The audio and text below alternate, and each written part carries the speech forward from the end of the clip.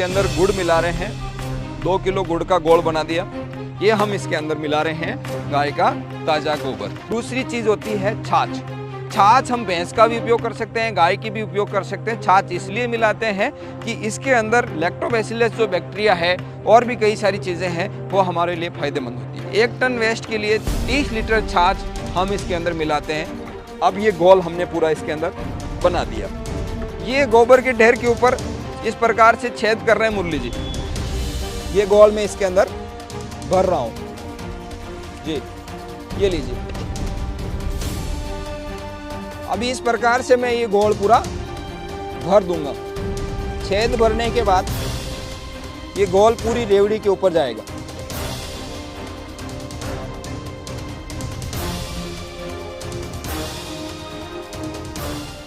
नमस्कार किसान साथियों, मैं डॉक्टर पवन टाक श्री राम शांताय जैविक कृषि अनुसंधान और प्रशिक्षण केंद्र कोटा के प्रांगण से आज मैं बात करने वाला हूं दुनिया की सबसे सस्ती और सबसे सरल विधि सरल कंपोस्ट के बारे में। खाद बनाने की विधियों के बारे में आपने बहुत कुछ सुना होगा, वर्मी कंपोस्ट के विषय पे, नेडेप कंपोस्ट के विषय पे, ट्रेंच कंपोस्ट के विधियों में।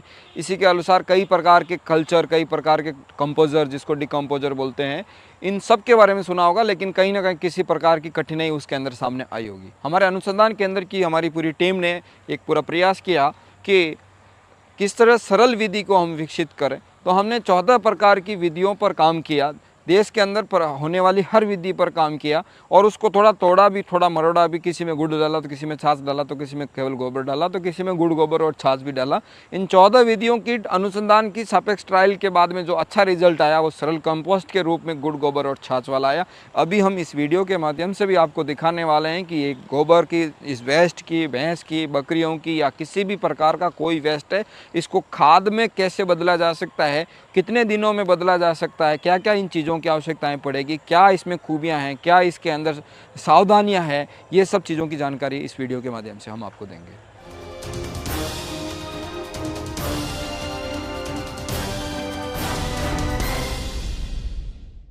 सबसे पहले हमारी टीम अभी इसके अंदर जो गुड़ है वो ये पूरा, ये गोबर भी हो सकता है, भैंस का वेस्ट भी हो सकता है, बकरी का वेस्ट भी हो सकता है, भेड़ का वेस्ट हो सकता है, किसी भी जानवर का, किसी भी फसल का ये अपशिष्ट का ढेर हो सकता है।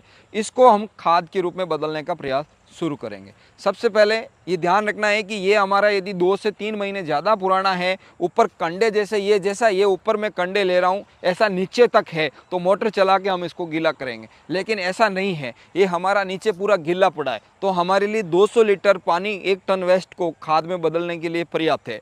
ये 200 लीटर पानी के अंदर हम 2 किलो गुड़ अभी इसके अंदर हम मिलाएंगे। एक बार मिलाते भी रहो। 2 किलो गुड़ डालो।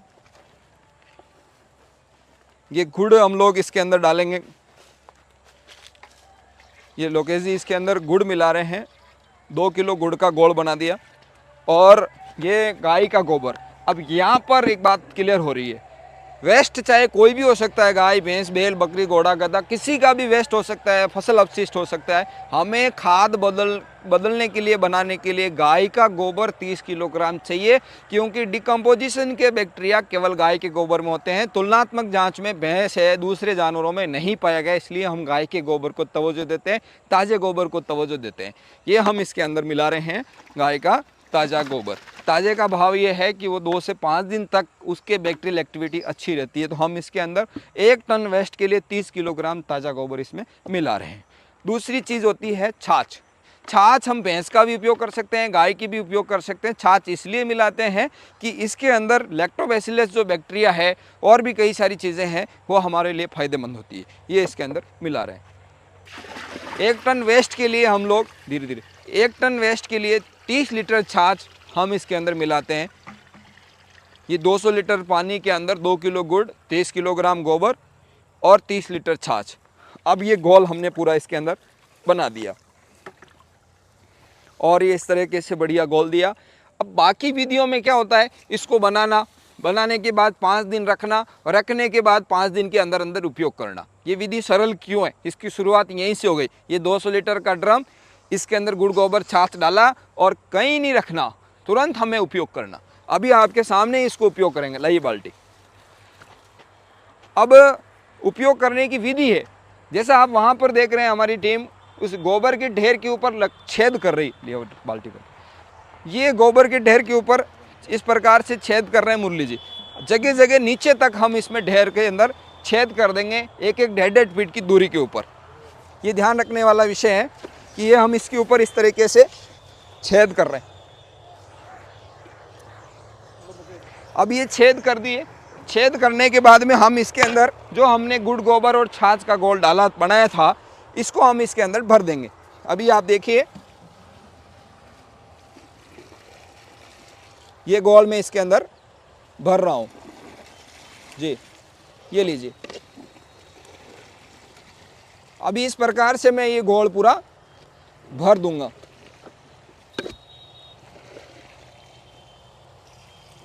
ये इस तरह से पूरा घोल इन छेदों के अंदर मैं भरता रहूँगा। तो हमारे 1 टन वेस्ट में ये 200 लीटर से काम हमारा हो जाता है। कम ज़्यादा की कोई चिंता वाली विषय नहीं है, ज़्यादा भी डाल सकते हैं, कम भी डाल सकते हैं। अब इसमें आगे का प्रोसेस क्या है वो भी मैं आपको बता देता हूँ। पूरी रेवड़ी के ऊपर छेद भरने के बाद ये घोल पूरी रेवड़ी के ऊपर जाएगा। ये आप देखिए, गोबर का कंपोस्ट कुछ भी हो सकता है वो जो पूरी गोबर का ढेर है, वेस्ट का ढेर है, भैंस का ढेर है, जो भी वेस्ट मटेरियल है उसके ऊपर हम ये घोल डालेंगे। अब डालने के बाद में आप देखेंगे साइडों में भी हम कवर करेंगे। ये जो साइड पड़ी है इसके ऊपर भी हम इस घोल को डालेंगे।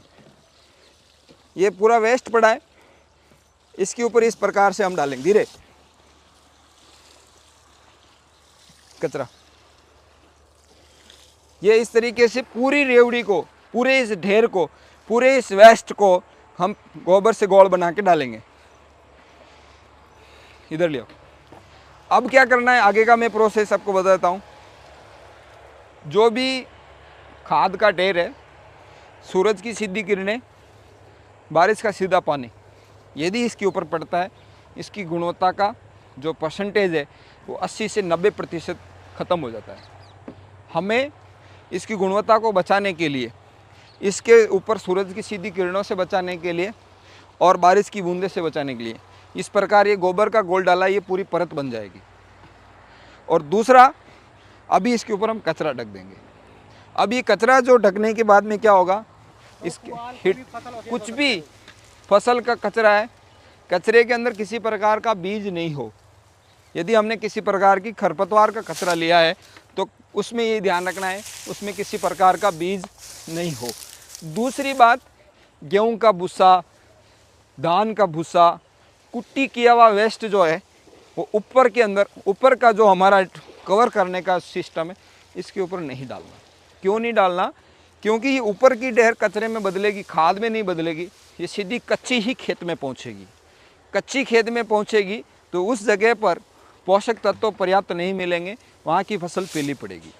ये हम क्या करने वाले हैं, जब ये नीचे खाद पूरी खाद में बदल जाएगी, ये कचरा उतार के अगली बार जहाँ खाद बनेगी वहाँ उसको नीचे दबा देंगे, तो ये जहाँ खाद बन के जाएगी वहाँ ये खाद में बदल जाएगा।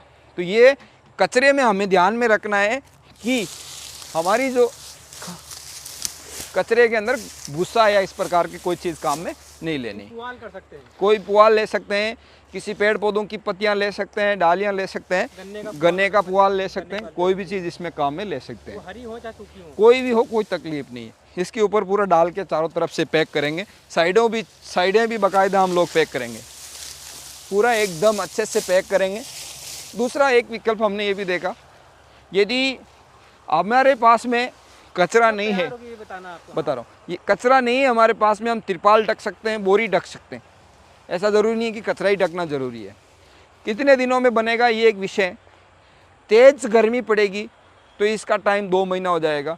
सामान्य दृष्टि में ये 35 डिग्री के तापमान तक हमारा खाद 45 दिन में बनकर तैयार हो जाता है। दूसरी बात, जितना ज़्यादा ऊंचा ढेर होगा उतना ज़्यादा समय लगेगा, जितना कम ऊंचाई होगी उतना समय कम लगेगा। ये क्यों कह रहा हूँ मैं कि यदि ये 1.5 फीट की हाइट है तो इसको बदलने में समय कम लगेगा, लेकिन ऊंचा डूंगर बना दिया, पहाड़ जैसी संरचना दे दी, खाद को समय लगेगा। ऐसा ही तेज सर्दी पड़ेगी तो बैक्टीरियल एक्टिविटी वहाँ पर हो नहीं पाएगी, उस समय भी खाद बनने में समय लगेगा। ऐसी तेज बारिश होगी उस समय खाद बनने में समय लगेगा। सामान्य दृष्टि में, सामान्य दशा के अंदर 45 दिन के अंदर अच्छा खाद बन जाता है। क्या फ़ायदा होने वाला वो भी बता देता हूँ। सूरज की सीधी किरणें से और पानी से हमने बचाया तो क्या होगा, सबसे बड़ी चीज़ ये है कि उसकी गुणवत्ता सबसे बेहतरीन रहेगी। दूसरी चीज़ क्या है, बाकी विधियों में कोई ना कोई कल्चर ला के रखना पड़ेगा, हमारी विधि में किसी प्रकार का कोई कल्चर ला के नहीं रखना होगा। तीसरी चीज़ क्या है, बाकी विधियों में यदि हम कोई किसी प्रकार का कंपोजर लाते हैं, डिकम्पोजर लेके आते हैं, किसी प्रकार का कल्चर लेके आते हैं तो हम एक ड्रम को पाल रहे हैं, लेकिन इस विधि में हम गाय को पाल रहे हैं। प्रत्यक्ष रूप से गाय के गोबर के, गोमूत्र के या सभी उत्पादों का उपयोग हो रहा है। अब यहाँ पर इस विधि में सरलता एक और है, बाकी उत्पादों में गोमूत्र अनिवार्य है, हमने इसके अंदर गोमूत्र का कहीं नाम नहीं लिया। क्यों नहीं लिया? आज की स्थिति ये है कि गोमूत्र हर एक किसान के घर पर नहीं मिलेगा, तो क्या होगा, फिर से काम खाद बनने का रुक जाएगा। ऐसा ही इसको कहीं रखना नहीं, रोकना नहीं, कहीं पे छाया के लिए ड्रम लाना नहीं, ड्रम की आवश्यकता नहीं है। 3 बाई 3 का गड्ढा खोद के तिरपाल लगा के उसके अंदर घोल बनाया जा सकता है, इसलिए ये सरल है। कचरे का सारा बीज सड़ जाएगा। किसी किसान को लगता है ऐसा नहीं है तो थोड़े से बाजरे के बीज इसके ऊपर डाल देवें और इसके अंदर मिक्स कर देवें, फिर गुड़ गोबर छाछ डाल के और इस कचरे से ढकने के बाद में देख लेवें बाजरे का दाना अगली बार एक भी नहीं मिलेगा, सब सड़ा हुआ मिलेगा। तो खरपतवार नाशी खेत में नहीं जाएगा, धरती की सेहत ठीक रहेगी। तो ये है इसकी गुणवत्ता के मूल मानक। आर्थिक दृष्टि से, श्रमिक दृष्टि से, जीवाणुओं की दृष्टि से, क्योंकि गाय के गोबर में रहने वाले बैक्टीरिया और फंगस, आज हम फंगस के अंदर या बैक्टीरिया के अंदर अभी तक फास्फोरस को घुलनशील अवस्था में बनाने वाले बैक्टीरिया के ऊपर काम कर रहे थे, पूरा देश उसकी बात कर रहा, हम फंगस की बात कर रहे हैं। एस्परजिलस अवामोरी नामक फंगस हमारे गाय के गोबर के अंदर अटैक्ट हुई है और वो फंगस हमारे खेत में पहुंचेगी, बड़ा लाभ पहुंचाएगी। तो ये एक विषय है कि गाय के गोबर में रहने वाले बैक्टीरिया वापस खाद के माध्यम से किसान के खेत में पहुंच के उसकी उत्पादकता को, उसकी उर्वरता को भी बढ़ाएंगे, गुणवत्ता को भी बढ़ाएंगे। तो ये मूल बात है। अब कितनी डालनी चाहिए, ये एक मूल बात है। हम कौन सी खेती कर रहे हैं, जैविक खेती कर रहे हैं या रासायनिक खेती कर रहे हैं? जैविक खेती में क्या हम शुद्ध रूप से बिना किसी प्रकार के उर्वरकों के साथ काम कर रहे हैं? क्या बिना किसी उर्वरकों के साथ कर रहे हैं? तो हमारी फसल कौन सी? सब्जी फसल है हमारी, तो हमें न्यूनतम 1 एकड़ में 5 टन खाद डालना चाहिए। ये मैं ऐसा क्यों कह रहा हूँ, क्योंकि ये एक बहुत बड़ा भ्रम लोगों के माइंड में है कि जैविक खेती में पहले साल में उत्पादन कम होता है, लेकिन हम ये कह रहे हैं 5 टन प्रति एकड़ आप खाद डालिए। 5 टन प्रति एकड़ खाद डालने के बाद में ये गुड़ गोबर छाछ से तैयार हुआ, आपका उत्पादन पहली साल में ही रासायनिक खेती के बराबर आएगा, इसमें कोई दो राय नहीं। ये मैं कंपोस्ट की बात कर रहा हूँ। ऐसा ही हम गेहूं की फसल की बात कर रहे हैं, गेहूं की फसल में भी हम 5 टन प्रति एकड़ इस कंपोस्ट की बात कर रहे हैं। तो इसको हम बना के खेत में डाल सकते हैं। आज अभी हम एक नई विधि पर भी काम कर रहे हैं कि हम इसको 5 टन से 2 टन पर, 1 टन पर कैसे ला सकते हैं। तो इसी के साथ में गुड़ गोबर छाछ में हमने रॉक फास्फेट भी ऐड कर दिया। रॉक फास्फेट हम 50% भी ऐड करते हैं, 25% भी ऐड करते हैं, तो रॉक फास्फेट से प्रोम खाद भी बन जाएगा। इसके साथ एक नया काम और शुरू किया, वो है डोलोमाइट, जिप्सम। इसको आप जैविक डीएपी बोलते हैं? जैविक डीएपी बोल सकते हैं, इसमें कोई दो राय नहीं है। ये खाद बनाने की विधि है और पूरे भारत में, मैं तो आपको इस बात को भी ये भी कह सकता हूँ कि कई दूसरे देशों से भी हमारे सोशल मीडिया कैंपेन के माध्यम से संकेत मिले हैं कि विधि वहाँ पर भी लागू हो रही है। हमारे पास में बिहार से, गुजरात से, महाराष्ट्र से, एमपी से, हरियाणा से, उत्तर प्रदेश से कई लोगों ने इसको वीडियो को देखने के बाद, हमारी ट्रेनिंग लेने के बाद हमें वापस वीडियो भेजा कि हमने इतनी बेहतरीन खाद बना ली है।